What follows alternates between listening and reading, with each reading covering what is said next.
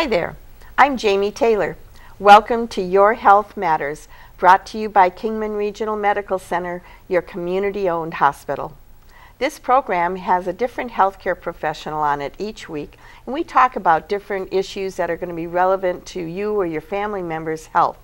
I've got a great guest on my program today, so I hope you'll stay tuned. We'll be back right after these messages. Welcome back to Your Health Matters.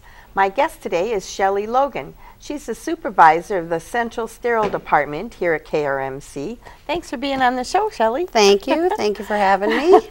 So Central Sterile, we're going to learn a lot more about that because I don't even know what all you guys do.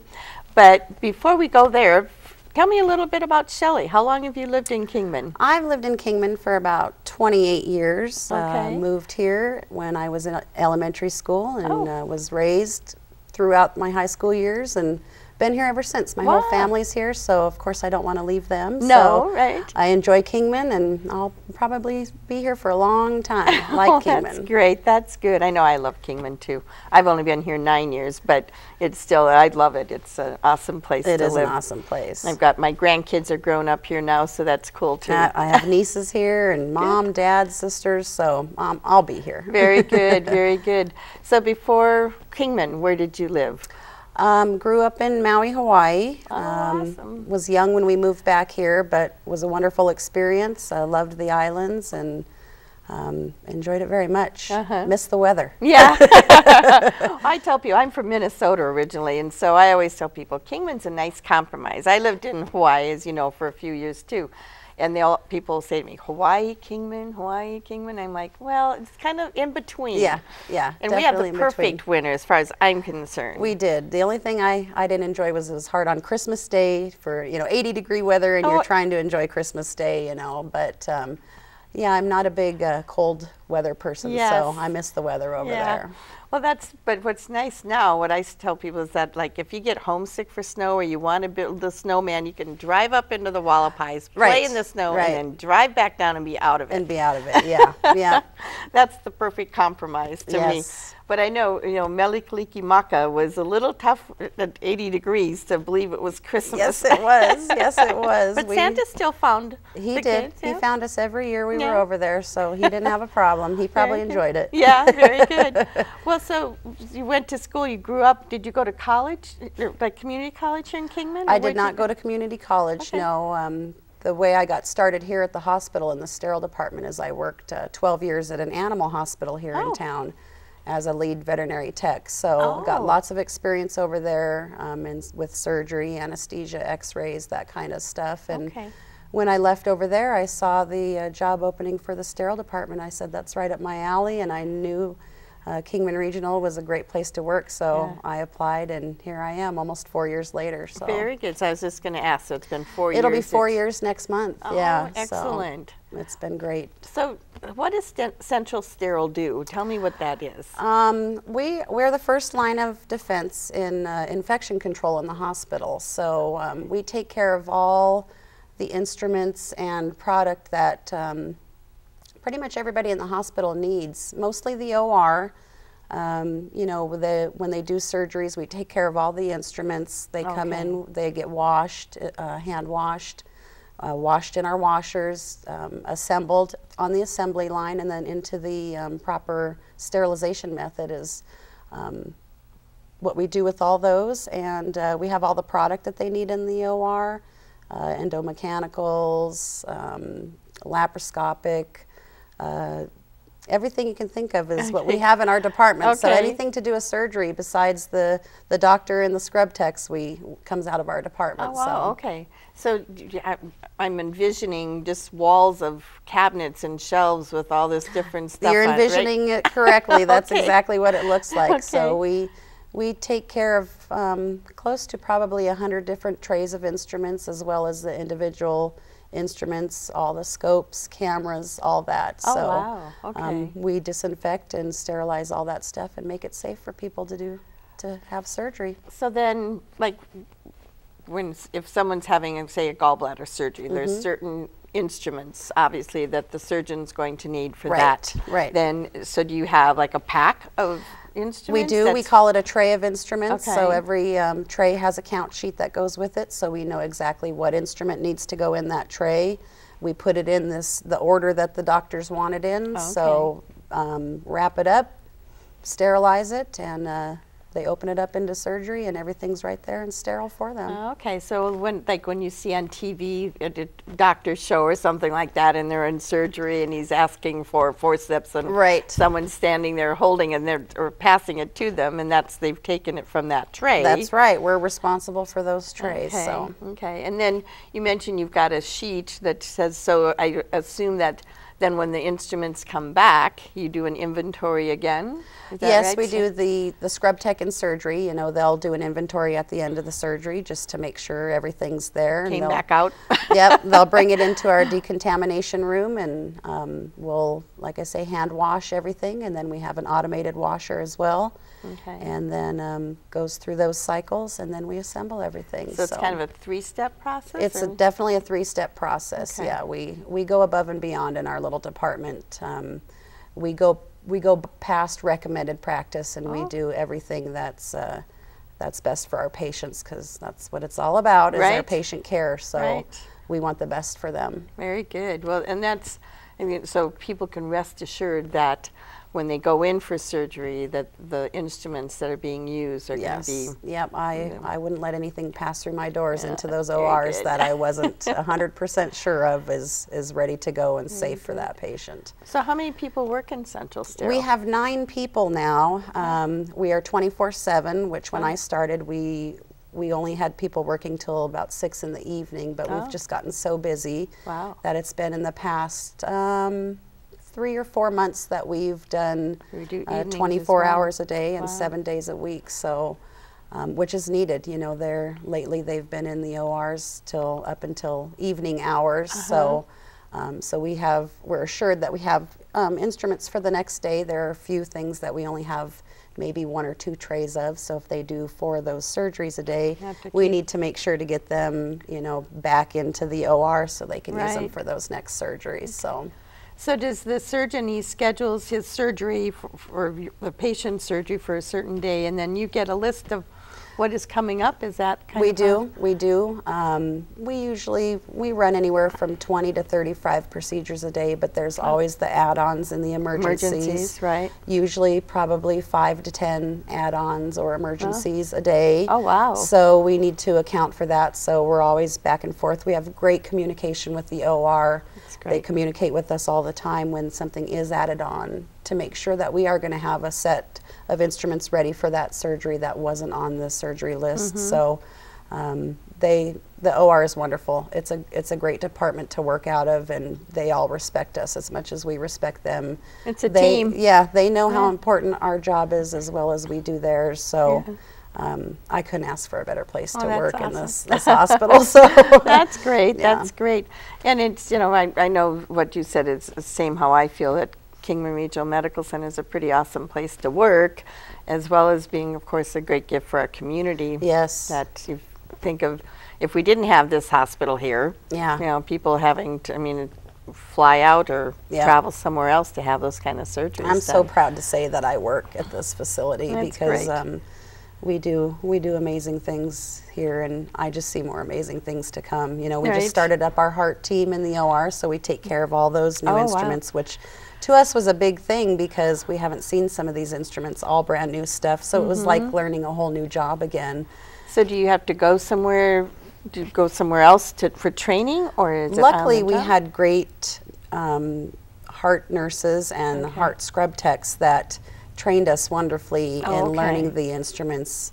So they did the job just perfect. So we didn't have to go anywhere. There's always the books and the internet, thank goodness, Right, you know, right. that we can study stuff on. Okay. So, but it went well. It was a good transition for our department. Super. So I hadn't thought about that when we added the open heart team.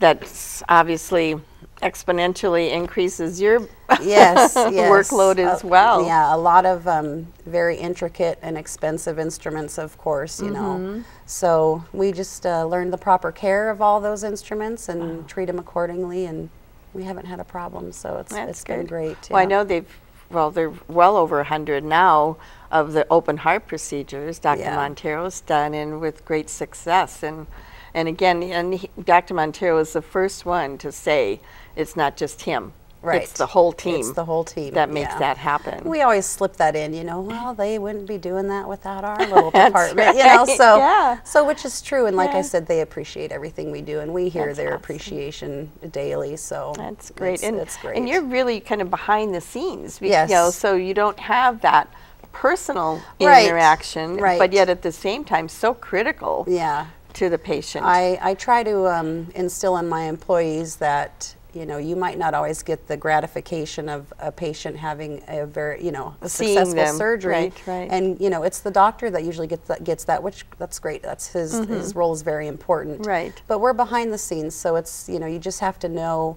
and appreciate the job that you do and let them know how important their job is That's in good. our department.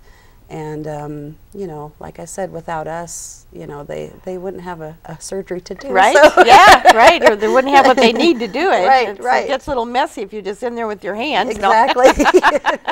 Back in the old days, right? Well, and so you said you've got 9 staff, and are they some part-time, some full-time? We have one part-time person, Okay. and then we have a girl that works weekends, Oh, okay. and then a swing shift or an evening Okay. shift person. Okay. So usually just one at nighttime is all we need to work, you know, around the clock till the morning till we come in. And it seems to work okay. I'm sure in the future we'll probably be needing a couple more people, because it's Yeah. a hard job to do by yourself, you know, especially the, you know, early evening hours. But she's a great worker. She gets it done. So Good. That's great. Well, and so if someone was interested in this, maybe after the break we could talk a little bit more about how someone would go about getting a job in Central Sterile, what kind of education or training they would need. So we're going Sure. to take a real quick break right now, All right. and when we get back, then we'll talk about that a little more. Great. Stay with us. We'll be back in just a few minutes after these messages. Welcome back to Your Health Matters. My guest today is Shelly Logan, the supervisor in Central Sterile. Again, thanks for being on the show, Shelly. Thank you. It's always good to, every time I do this show, I learn something new. And so I know my audience does too. We were talking about all the different things that Central Sterile does behind the scenes to ensure that the patient has a good outcome, and the surgeons, you know, have the tools they need to do surgery. So you're kind of behind the scenes, and you were talking about the sterilization process that your instruments have to go through. And what exactly is involved in that? Starting from the decontamination room. So that's a separate room? That's a separate room. That's okay. where our dirty instruments go. So Okay. nothing, you know, and everything has to be hand washed and disinfected in that room before it comes into our clean area. So okay. we do a quick hand wash to get any major bioburden off, is what we call it, any kind Okay. of proteins off. Scrub everything down. It goes in a sonic cleaner, so which cleans by cavitation. So and then shakes it? it shakes it Okay. very fast, yes. Okay. And then it goes into our automated washers. We use an enzymatic soap, a special soap that gets the proteins off. The cycle is about 50 minutes. It pre-washes, washes, and dries. They come out and onto our clean side, and then we grab our count sheet and assemble our trays. Everything gets inspected as it comes off the line. Every single instrument, we check our scissors for sharpness, anything that opens and closes, make sure it lines up. It's got to be perfect. You know, we don't want the doctor to have to want for anything or have anything that doesn't work. We put a class 5 indicator into the tray, which is when they open up the tray, they'll be able to tell if it's been sterilized. Oh, okay. There's also a class 5 indicator on the outside of the tray, so they know before they even open it up.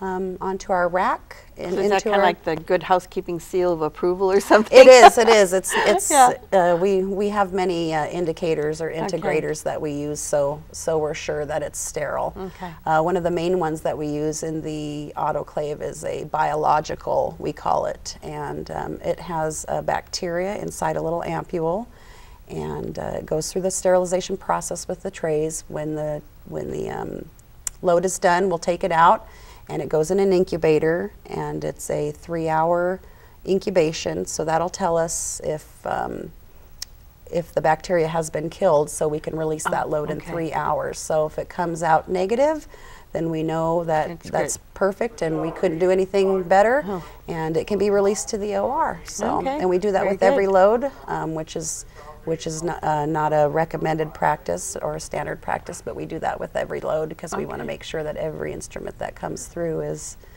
safe for the patients. So now, what kind of temperatures are we talking when you were mentioning this sterilization? We run our loads at 275 degrees for 6 minutes, and that's just the sterilization process. The whole load together takes about 50 minutes for drying and completing the whole load. You know, it takes a while. The autoclave is very large, so it takes a while to get that heated up to that temperature.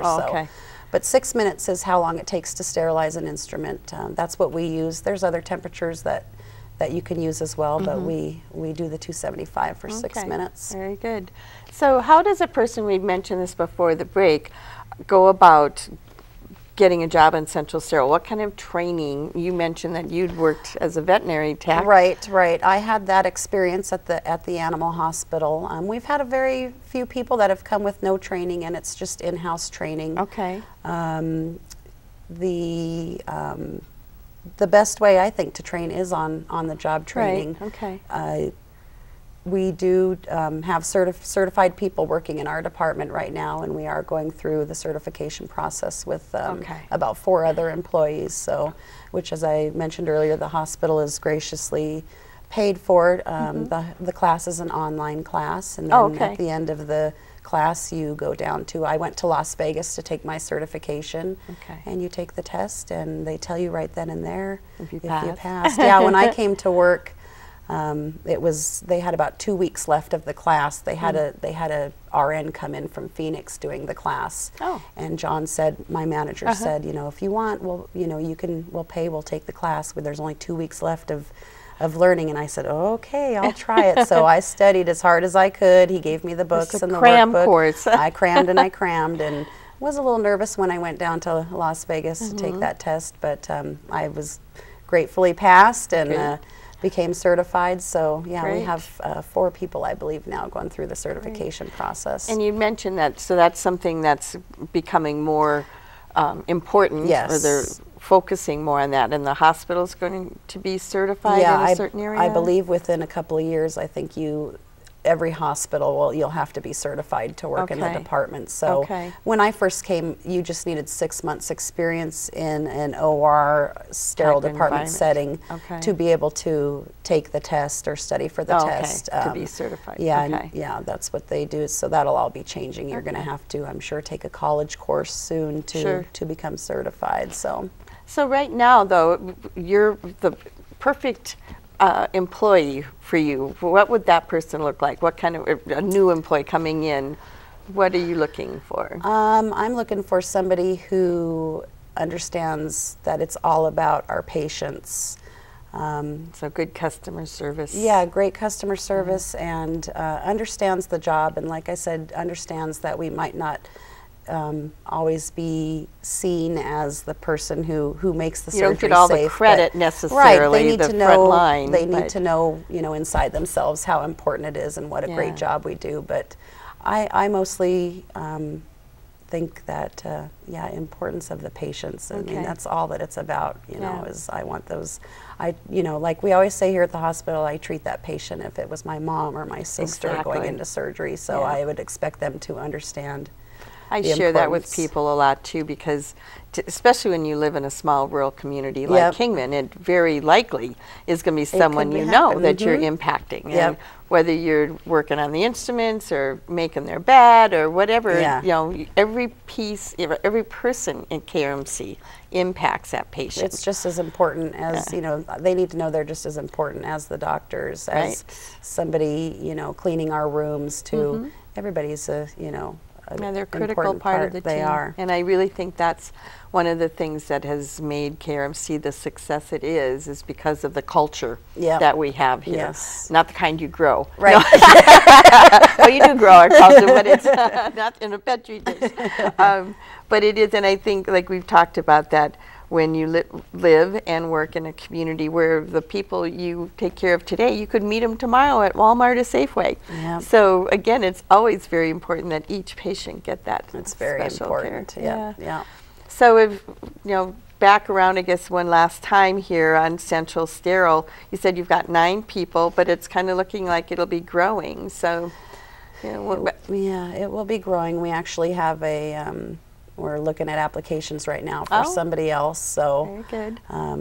It'll be a, you know, a couple-week process, do some interviews, and, you know, we don't always need experienced people, but it helps. And like I said, as long as they understand the job and know how important it is, we'll talk with anybody, you know, let them have a chance. I don't want to gross our audience out here, but does someone need a strong stomach to work in Central? You do. Okay. You definitely need a strong stomach. I mean, we do, you know, like I said, you're going to see a lot of bioburden, a lot of gross proteins, so all kinds of bodily fluids and stuff. But it's nothing that, you know, if you wear your proper personal protection equipment. Because that's the other thing. We didn't talk about that, but I'm assuming you're obviously wearing gloves. Yes, we wear masks. Gloves, hats, masks, gowns, and shoe covers. So as long as you're doing everything the way you're trained to do, then you won't get. There's no way to get anything. You know. So that's good to know. Yes, it's. We're very safe with what we do, because it could be, you know, there's some bad stuff that comes through. So. Sure, absolutely. Well, people don't usually have surgery because they're feeling 100%. Well, I think one of the things, we've never really talked about this on the show, but if someone was interested in a career, a job at KRMC, they can go to our website, the azkrmc.com, and I know there's a button up in the left-hand corner that says careers. Careers, yes. And they can click on that, and it lists all the current job openings. And I always encourage people when they're asking about work here that they visit it at least once a week, because it changes. It changes a lot, yes, it does. And you know, when I first started here, we had, I think, about 650 employees, and now we have 1,600. Shows how much we've grown, right? We've grown a lot, yeah. And all of that impacts you guys behind the scenes. It does. As we've added those people, it's because we're expanding the services we're providing. And I've seen so much growth in our departments in the 4 years I've worked here. You know, I remember, like I said, it was a 9-to-5 job, and you know, now we're 24/7. So. Which I'm glad that people come to our hospital, because they'll get taken care of wonderfully. So and that's, I think, as we've grown too, and more we've talked about it's a gift to the community, because people don't have to go somewhere else. You know, a lot of times in the past they'd have had to go to Vegas or Phoenix for care, and now the majority of the time we're able to take care of them right here. We are. It's pretty awesome. And the open heart program, I think that's the newest surgical type procedures we've added, and you were talking about how much that's added to your department with the new instruments and everything, but that's just been in the past year. So it's been great having you on the show, Shelly. I've learned a lot. As I said, every time I do this show, I learn something new. So thank you for being with me today. Thank you for having me. I'm glad you guys joined us today. If you have any questions about the program, you can call me at 928-757-0664. I'll see you next week.